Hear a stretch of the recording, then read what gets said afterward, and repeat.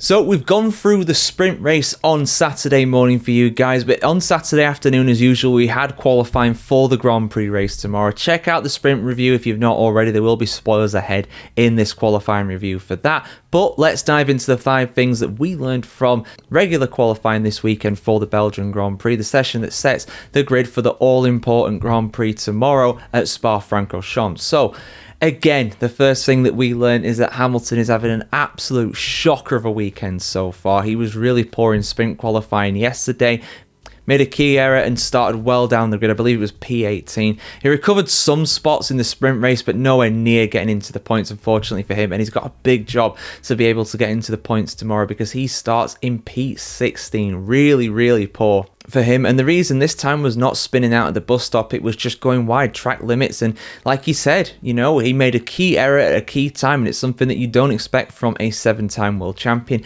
He'll be very disappointed with that. Hamilton has an incredible record around Spa, 5 victories, and also whenever he's finished the race at Spa, he's never finished outside of the top 4. If he's going to finish tomorrow, I really doubt he's going to be able to get into the top 4, but we'll have to see what happens there.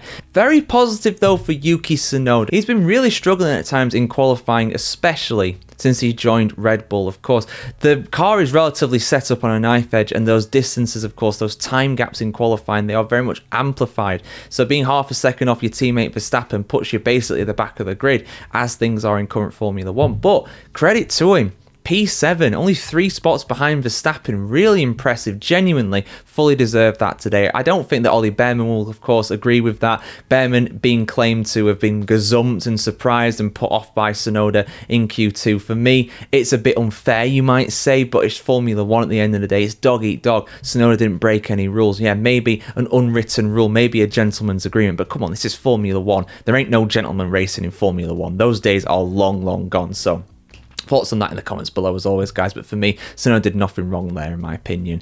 Alex Albon, third thing we learned. Alex Albon really impressive again. P5 in qualifying this time, a top 5 start for Williams. And you know, after missing out on points in the sprint race, very much being outshone by Carlos Sainz for a change, Albon was back with a vengeance. A P5 start for him tomorrow. That is going to hopefully be a big points haul for Williams. And Leclerc as well, another driver that was really impressive today. Seriously impressed with Charles Leclerc today. He got into P3 and beat Max Verstappen, became the best of the rest effectively, behind the 2 that you normally expect to be on the front row. More on them very soon. But yeah, Charles Leclerc has always gone well around Spa. He got his first victory here in 2019, and he put up one of the best qualifying performances ever as well.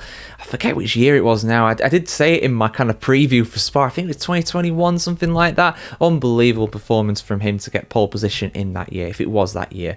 I know Seb Vettel was his teammate, so I think it was 2021, but I could be wrong with that one, of course. But yeah, Verstappen, though, he wasn't helped by the fact he didn't have any new tyres for the final qualifying. I'm not sure why he didn't have any new tyres for that. I think maybe to do with the strategy they went about when it came to sprint qualifying and stuff like that, but answers on a postcard on that one, guys. Let me know what you think on that. But yeah, the front row, the normal 2. It was a Papaya front row, but who got on pole? Of course, Oscar Piastri broke the lap record around Spa yesterday in sprint qualifying, but it was Norris. Norris fought back. Of course, he lost out in the sprint race to his teammate. He finished in 3rd compared to Piastri's 2nd place, so that's 1 point down. But it's advantage Lando Norris tomorrow for the Grand Prix. But P1, it's a bit of a cursed position around Spa. That slipstream is incredibly important going into Le Mans, so it's going to be very interesting to see how himself, Piastri, Verstappen, Leclerc, they all get on going into Le Mans. But again, I wouldn't rule out Verstappen leading going through Le Mans at the end of lap 1. But we'll see what happens, guys.